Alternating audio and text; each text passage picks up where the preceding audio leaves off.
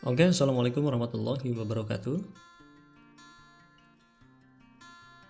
Selanjutnya, di video tentang psikologi abnormal, saya akan membahas tentang gangguan makan, khususnya anoreksia nervosa. Melalui sebuah kasus nyata dan kemudian akan dianalisis dengan 4 pendekatan psikologi, yakni psikoanalisis, behavioristik, kognitif, dan humanistik. Mari kita mulai.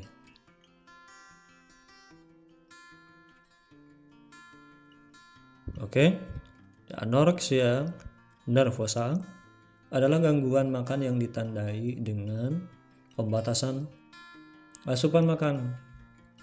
Makanan itu dibatasi masuk ke dalam tubuh secara ekstrim.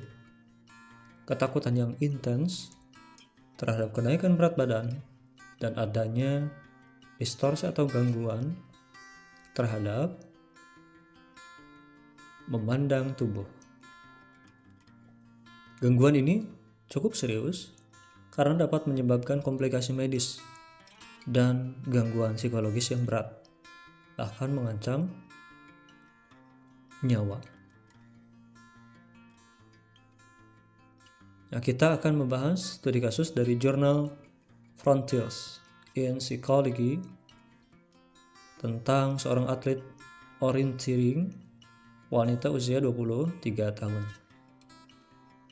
Dia menjalani diet ovo-lacto vegetarian selama kurang lebih 3 tahun. Namun dia mengalami beberapa hal ini. Pertama, asupan energi sangat rendah, yakni sekitar 1200 kilokal per hari. Berat badannya menjadi sangat rendah. Lalu kemudian amenor atau tidak menstruasi. Dan yang keempat, adanya gangguan citra tubuh, yang memandang negatif terhadap tubuhnya dan keinginan ekstrim untuk mengontrol tubuh dan performanya. Nah, kasus ini menunjukkan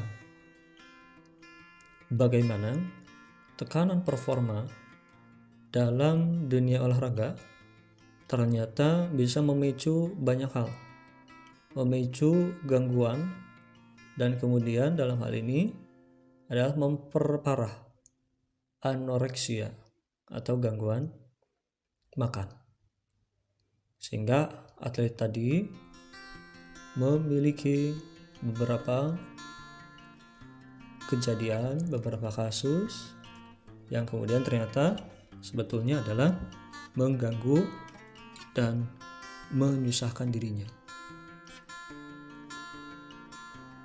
Nah, untuk pertama kali kita akan lihat dari paradigma atau sudut pandang psikoanalisis.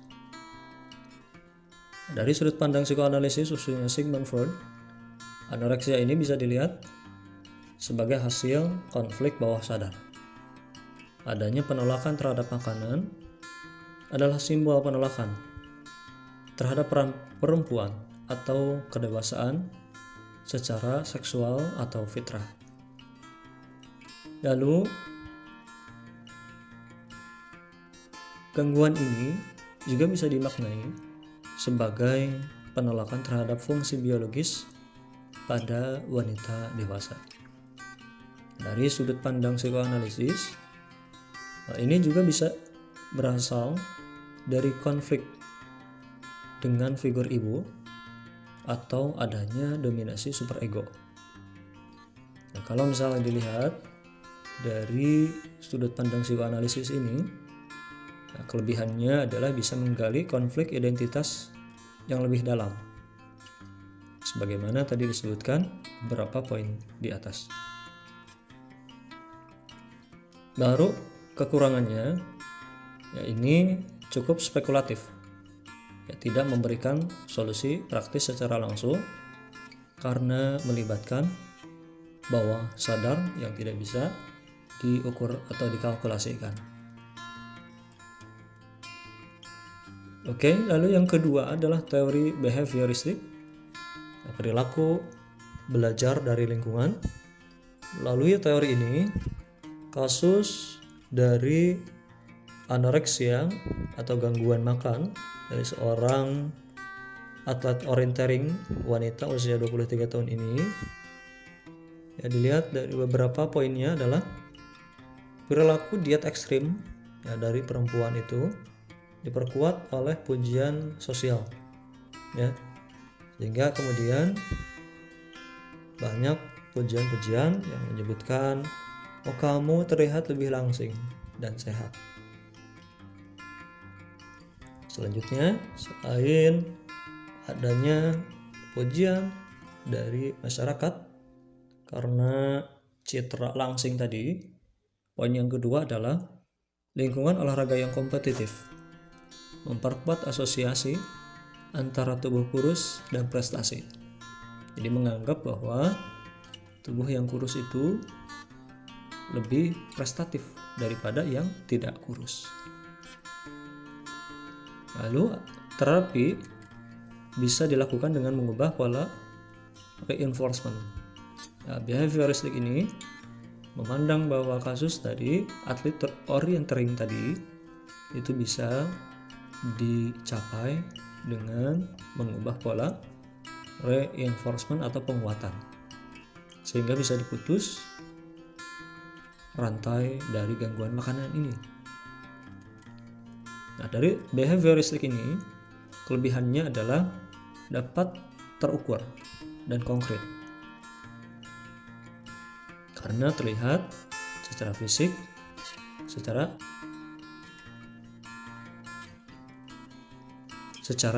eksistensinya juga dapat terlihat. Kekurangannya adalah mengabaikan aspek kognisi, dan emosi dalam gangguan makan oleh atlet orientering tadi. Yang ketiga, dari sudut pandang kognitif. Teori kognitif melihat bahwa pola pikir atlet tersebut memiliki gangguan atau banyak distorsinya. Keyakinan seperti saya hanya berharga kalau saya kurus atau kalau saya makan performa saya turun adalah distorsi atau gangguan atau kesalahan.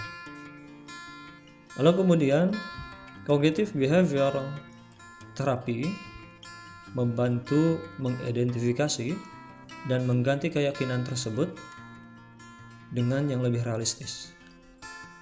Sehingga kemudian dari teori kognitif ini ada kelebihannya, yakni terbukti efektif dan solusi berbasis bukti. Namun kemudian kekurangannya adalah memerlukan kesadaran dan motivasi yang tinggi dari atlet atau penderita gangguan makan tersebut. Selanjutnya adalah pendekatan teori humanistik. Nah, dari pendekatan Carl Rogers yang menekankan pada penerimaan tanpa syarat dan citra diri dari humanistik ini. Nah, poin pertama adalah atlet mungkin merasa hanya dicintai jika berhasil atau berprestasi. Nah, teori humanistik ini menganjurkan terapi yang menciptakan ruang aman untuk eksplorasi diri, sehingga citra dirinya bisa diperbaiki dengan adanya dukungan dan proses untuk mengeksplorasi diri. Lalu membantu klien memahami bahwa nilai diri tidak tergantung pada bentuk tubuh.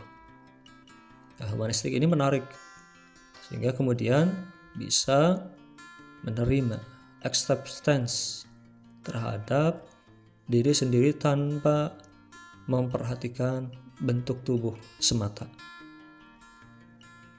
Dari behavioristik ini bisa dilihat bahwasannya kelebihan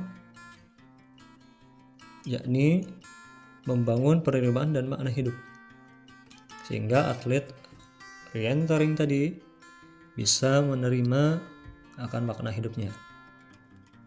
Lalu kekurangannya dari paradigma humanistik ini kurang spesifik untuk gejala berat badan jika berdiri sendiri, sehingga perlu melibatkan unsur-unsur yang lain.